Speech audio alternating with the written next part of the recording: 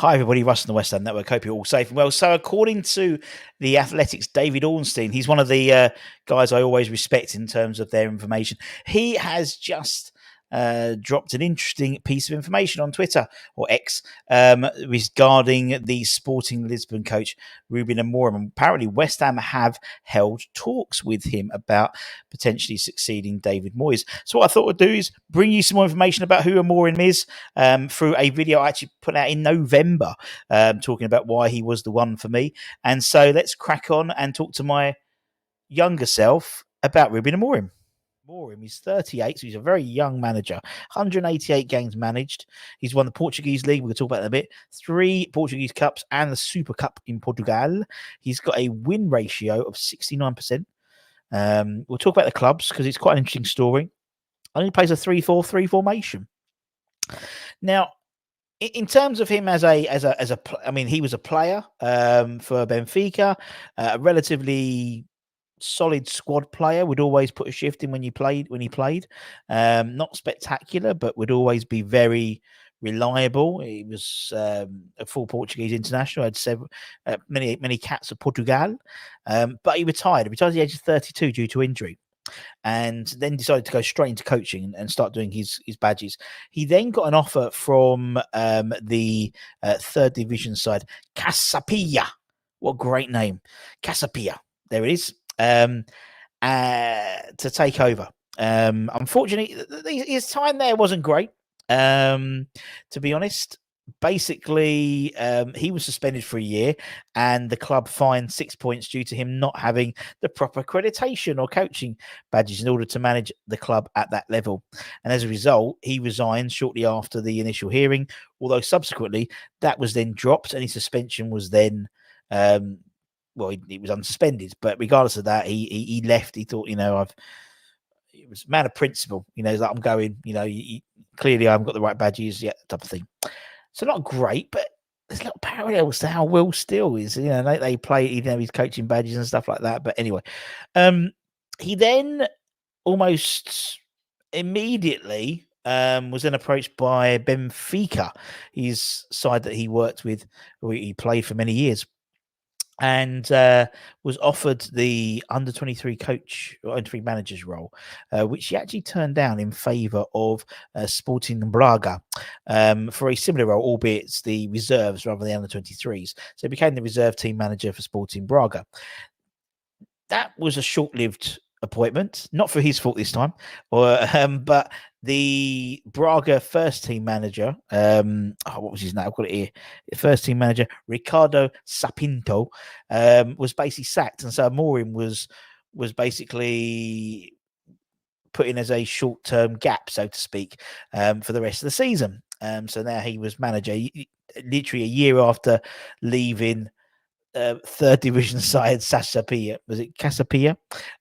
He was then the Sporting Braga head coach. And to say that period went well was a bit of an understatement, in all honesty.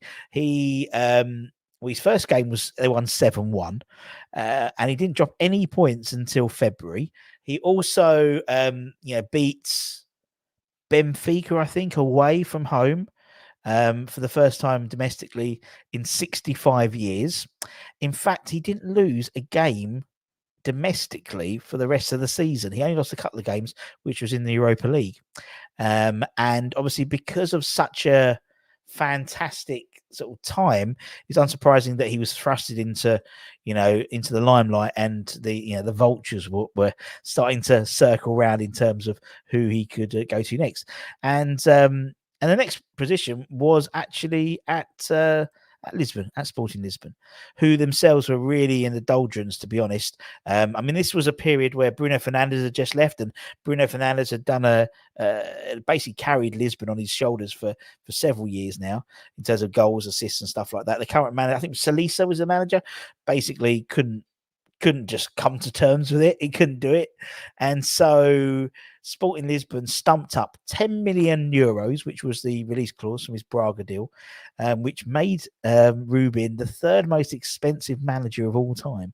I wouldn't have a clue what his release clause is now. I reckon, 2-3 times that at least, to be honest. And so he joined like midway through the season. It wasn't great. It was okay, average. I mean, Sporting Lisbon were in the doldrums, really, as I said. They weren't. Benfica and Porto were streets ahead of them that season, and they were for a while, to be honest. But the following season, Christ, they came back with a vengeance. I mean, they hadn't won the league since the early 2000s, and basically he ended up winning the league for the first time, which was phenomenal. And they didn't look back. They didn't look back. And what was quite interesting was also, not only were they improving on the first team squad, but the academy as well. They hadn't had a good academy product through for a long time. Considering they had the likes of, like Cristiano Ronaldo, they had the likes of Bruno Fernandes. They had one of the best academies in the world, in Europe, But the taps have dried up in terms of developing them into the first team squad. And also, Benfica and Porto were like streets ahead. But, by winning the title and also winning the League Cup that year as well, it put Lisbon back into the frame. And since then, they've been absolutely phenomenal. They're currently second in the Liga Portugal, on the same points with Benfica at the moment, but a couple of, but on goal difference, basically. What he did was he changed it all. In terms of what he brought in, he spearheaded it with João Paulinho, who we know obviously from his days at Fulham. Have I got a picture of João? Just to make João Paulinho, who he worked with him at Braga, actually, so that's why he knew of him, and where he was on loan. And basically, he made him a bully, midfield bully. And I could see him doing the same thing with Edson Alvarez. Do you know what I mean? There's a very similar sort of pathway there. He also had he needed a new talisman. Obviously, Bruno Fernandes. He got Pedro Gonzalez, who sort of left that role and started to bleed through players from the academy into the side. Seems familiar, but also sell players for a profit as well. So, he brought in the likes, or he sold the likes of what was the midfield? Was it Ugarte? They sold him to PSG for 60 odd million quid.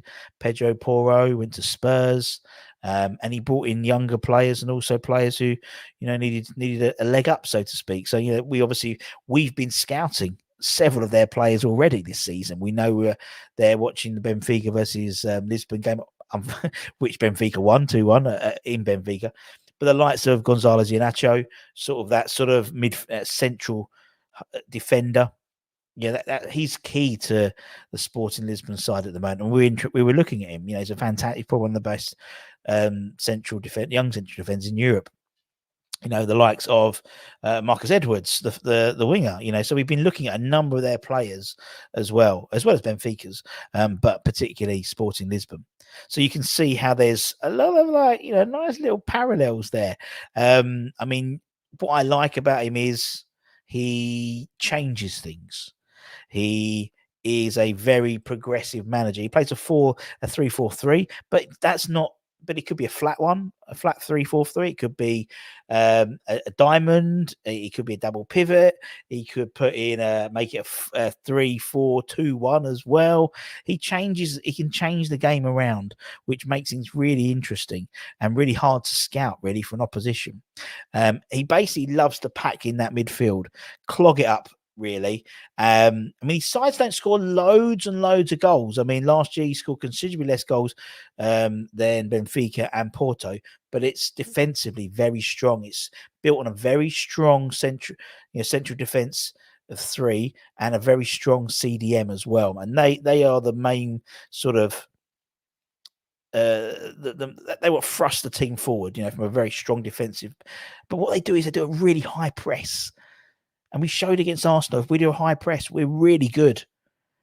And so that's what his sides are based on, a high press. In fact, I think Sporting Lisbon played Arsenal, was it last year in the Europa League? They gave him a torrid time, on the high press. And that's what his sides do. They pad in that midfield. So they have to play the ball out wide to sort of isolated wingers and fullbacks. You know, and because it's not just because, and it's not Moyes ball 1.0. You know, their attack is always dynamic. It's always on the counter attack. You know, they love a set piece goal. I mean, when he first joined, Sebastian Cortez, who went to Liverpool, I think he was like their main sort of centre half. You know, would get in a few goals and be the sort of the linchpin defensively. And I can see someone like Mavropanos taking that role. You know, and so there's lots of parallels. I mean, there's no surprising he's one of the most courted head coaches. I have to keep saying, removing the word manager from my vernacular, because he's a head coach. And he's one of the most courted head coaches in Europe, and you can see why.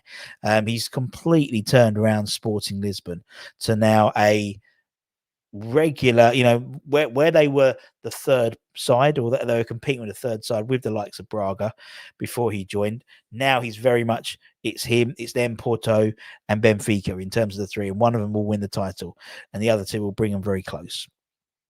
And I think it's a really interesting, you know, someone to look at in a bit more detail, which is what we did. And that's the whole point of the international break. You can have a breather and look at things and think about things. So like we did the whole thing with the youth team the other week, looking at the academies and doing some stats and stuff like that.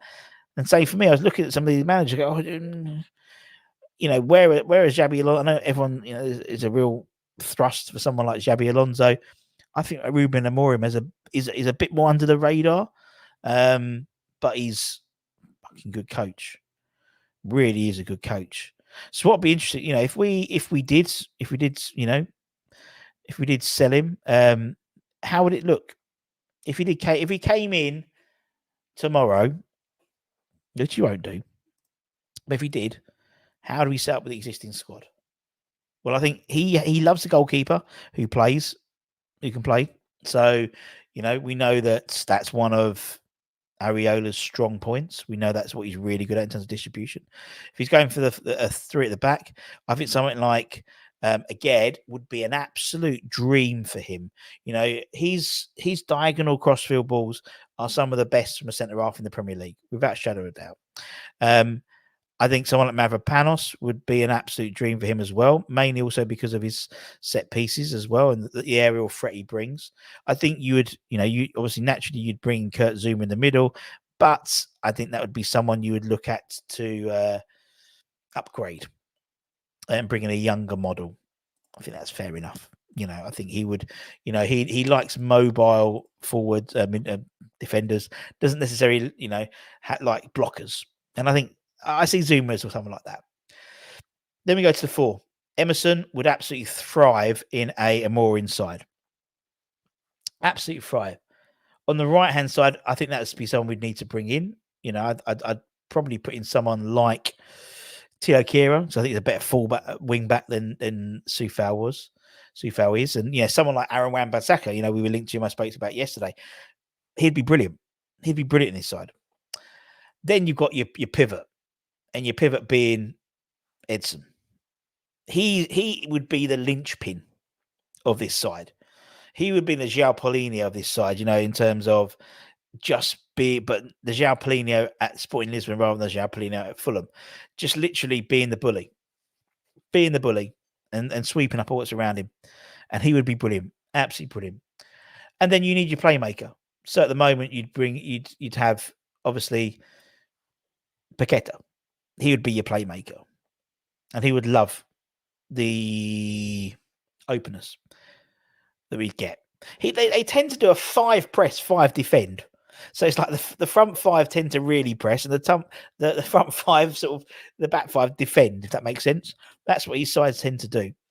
And then you've got your mid, and then you got your front 3. Someone like Bowen would love it. Balls over the top, him chasing, absolutely love it.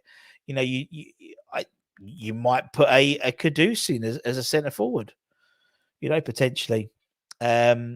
And I think you'd need to upgrade your left-hand side, you know, bringing in someone like Edwards. I know Edwards tends to be on the right-hand side more, but still, you know, you can move things around. You know, you can make a fluid. Maybe Bowen could go up on his own and then Edwards on the right and then Kudus on the left. Maybe. I don't know. But it could work. But anyway, I'm the king of wishful thinking. I just thought it'd be interesting to see how we could line up under a new manager, because there will be a new manager. You know, Moyes is going to be the manager forever. And we know that Tim should have the next one lined up. And, the fact we've been scouting a lot of Portuguese players, we've been scouting Benfica, we've been scouting, Benfica, I've got Roger Schmidt, the 55-year-old, German manager. Interesting. I hope you enjoyed it. Something a bit different. Anyway, if you're new around here, don't forget to like, comment, share. I think we might get a video from Anton, maybe even one from Holly in terms of who they want and just some different opinions. But let me know, obviously on paper, everyone looks fantastic, innit? I think you have to delve a little bit deeper in, Alonso be a phenomenal new manager. Will still has his qualities as well. Likes to change things up, likes to do things differently. I just think Amorim has a little bit more about him in terms of experience than both of them. And would probably cost a bit less as well. Maybe. I don't know. Not saying it's a be all and end all in terms of how much, but I just think, although, if they spent 10 million quid 4 or 5 years ago on when he was at Braga, he's going to be at least, I don't know when's his contract run out? Let's have a look. His contract expires 2026. So he's going to cost you a bit. But, as I said, he's got three Portuguese cups, 1 Portuguese league and 1 Super Cup. And I think the age of 38, you could do a lot worse, I think. Anyway, take care. Stay safe. Stay warm. Stay humble. Keep the faith, my friends, and come on, you bloody irons. Enjoy your weekend, your stress-free West Ham weekend. Bye-bye.